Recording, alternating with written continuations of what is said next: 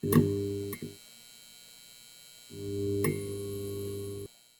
today I'm going to show you how I take this terrible setup into this. Let's take a look. So the first topic I'm going to cover is audio. So let's have a little look at some of the choices you can have when trying to improve the audio on your stream or on your video call or whichever you plan to use this for. Moving over to the monitor here, the microphone that I'm currently using at the moment is just a slightly older version of this. It's an NW700 from Newer that I'm using at the moment. The NW800, as far as I'm aware, isn't much different. It's a condenser microphone, and the kit comes with everything you could possibly need. So you've got your phantom power, which will give your microphone that extra oomph needed just to give it proper requirements to get the audio quality that you're looking for out of it. You get the microphone itself, shock mount, you get a scissor arm, desk mount, or desk clamp rather, and you get your XLR cables. The only downside to this one, I would say, is that XLR cable right there that goes onto an aux interface. Sometimes if you're plugging that into a PC or a laptop, it can result in a lot of noise. And there's a couple of ways you can fix that. You can either run it through an interface, a proper interface, something like this, Behringer UMC22. This is probably one of the best, cheapest ones you can buy, and it'll clean the audio right up. It'll also give you some manual controls over gain and things like that, and it's a really nice product, but not required as such, but as an option. And what you can do is you can pick up the likes of one of these Sabrent USB external sound adapters, which I own. Fantastic little adapter, plug your aux cable in there and it'll clean it right up for the digital interface, so worth every penny. Your other option is going directly for a USB based microphone. So many different versions of them, but I've just picked essentially the USB version of the one that I'm using at the moment, and again it just does the exact same thing. The only thing is you're getting all the same things with it, but USB cable rather than XLR cables. It does have its pros and cons, obviously. If you're using USB, you don't get some of the same options, so you won't really be able to use that through the likes of an audio interface like the Behringer if you do upgrade in future. And you have to rely kind of on software to be able to manually control things like gain. Other than that though, they're pretty much plug and play. The only other thing I'd say is if you are streaming, you tend to have a lot of things plugged in, whether it be your web camera and your microphone, keyboard, mouse, any game pads. So sometimes you can overload the USB bus, which I've had before, and cause power surges and so forth. So it's one thing to consider if you are plugging in a lot of things. Another quick and easy way is to use a Lav Mic. Now, this Boya one isn't too expensive and it's a really good quality mic. Pretty much just tack it onto your t-shirt or your jumper. You could even wear like a shirt over yourself just to kind of hide the microphone, and your quality will be just incredibly much better than what you're going to get out of most headsets. Most kind of inbuilt microphones as well, and again it's not massively expensive. You could have the same problems with it being an aux input. It usually doesn't give you any problems just because this doesn't require a lot of power, but again you could always get yourself the likes of one of the Sabrent ones just to kind of get round about that. Another option you've got as well, and I only mention this because I've tried it recently, is you could get yourself the likes of a kind of boom mic. So these are normally to go on cameras and things like that, but you can actually use them for multiple purposes. You'll probably need to buy some sort of extension cable to be able to use it on a PC, just because it's quite a short lead that comes with these. But this is the Boya MM1, and it is a boom mic, and I've actually got one right here. Let's take a look. So I've got it here just on a tripod, and it's just this really nice little boom mic, and what you can do is you can sit it in front of you, point the microphone kind of at your face, and then it's not as intrusive as the likes of this full arm based one. It's pretty good. You'll have to increase the gain on it just a little bit to get it to pick up the audio, and depending on your room, I tend to find in here this is quite a small room, and whilst the audio sounds pretty full through this microphone, I do get a bit of echo from this one. But certainly recommend it. Good wee microphone, especially if you're vlogging or connecting it to an action camera or something along those lines.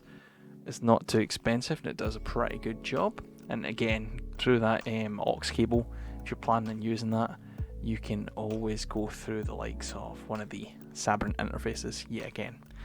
No, this is not sponsored. This thing has saved me so much hassle with so many computers.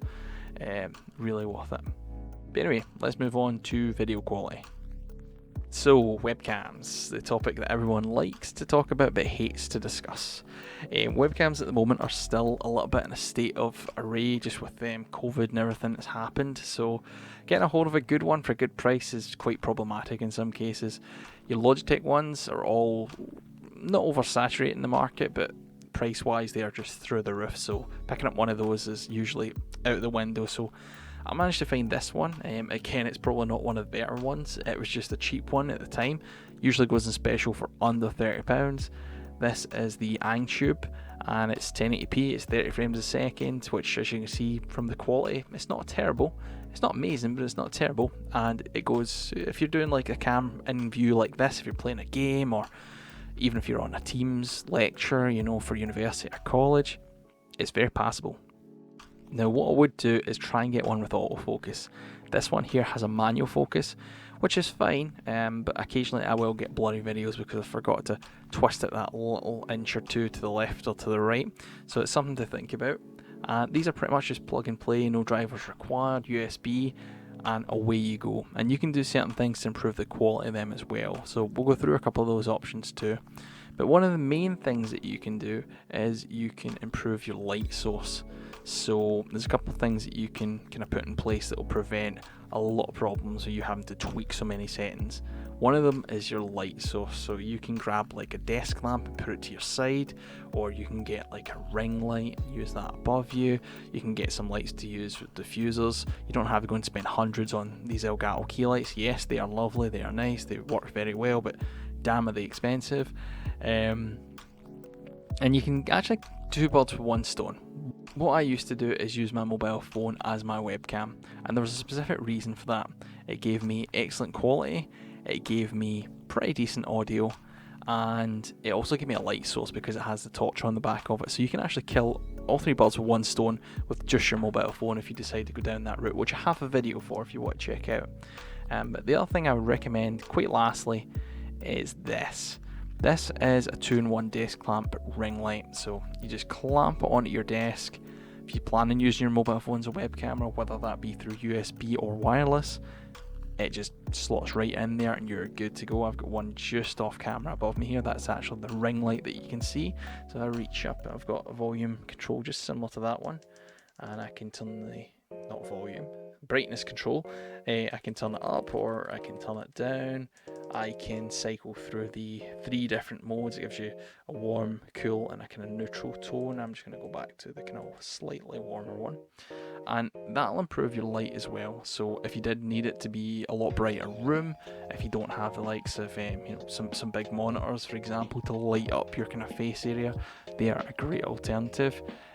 Even if you were to see if I can get a black screen here, I could turn it up. As you can see, now that the monitors get more of a kind of dark tone than a light tone, as you can see, it was harder to see myself. So by turning up that ring light, I'm now a lot more viewable, whereas previously, if I just bring that up, leave the brightness up, I now look quite oversaturated and the white balance is blown out a bit. Again, autofocus webcams will do a much better job of this, but I just like to have it at this level.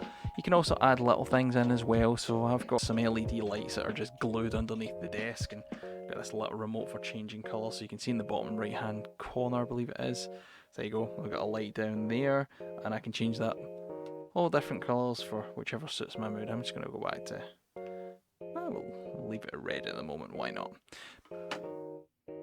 But yeah, as you can see, you get plenty of choices for your audio input. You've got some choices for a webcam, whether you do want to spend an arm and a leg on a really good one, or buy a cheap one and just tweak it as much as you can, or use your mobile phone. Again, great option. You've got some choices for your lighting, whether you want to use a key light, or whether you want to use a ring light, or whether you want to use a lamp at the side of you. You can also get daylight bulbs for your standard fittings in any household.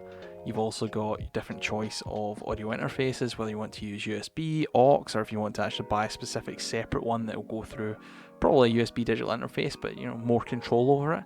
So you've got those as options. Now, there is one last topic I want to cover, and that's just controlling your webcam. So most of the time your webcam will require a little bit of tweaking to make it look that little bit better.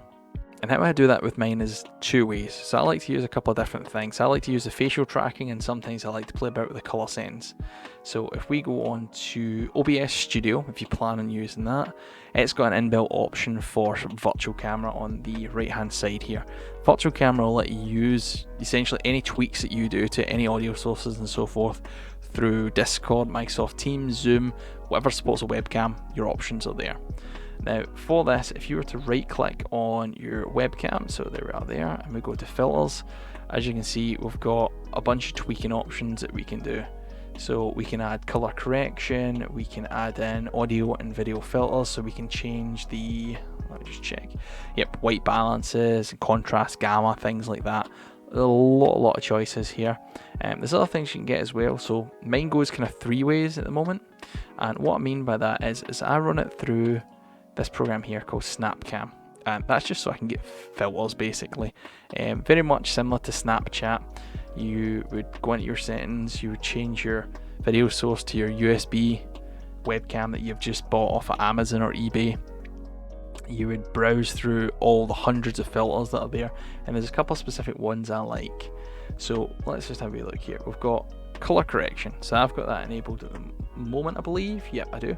So if I turn it off, you'll see a subtle change in the color of the picture that you can see. So you see in the bottom left hand corner, or bottom right, I'm not sure how you guys see it, you'll see a red tint from the LED lights.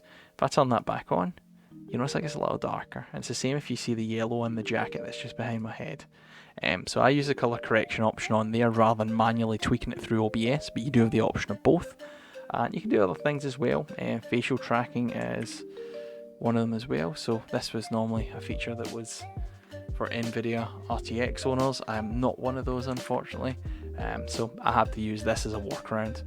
It's a long way for a shortcut, but it works and it gives you options. So I hope this video has been of some help to you. I hope it's helped you decide an audio source. I hope it's helped you find a cheap web camera or a free one if you own a mobile phone already. And lastly, I hope a couple of the settings through the OBS Studio, if you decide to use that to change any gamma or contrast ratios, has helped. And lastly, if you are looking for any cool filters, or you just want to wear some sort of extra thing that goes on like a Snapchat filter, you also have that option. So thanks for watching, like and subscribe. U700, I believe it's a condenser microphone.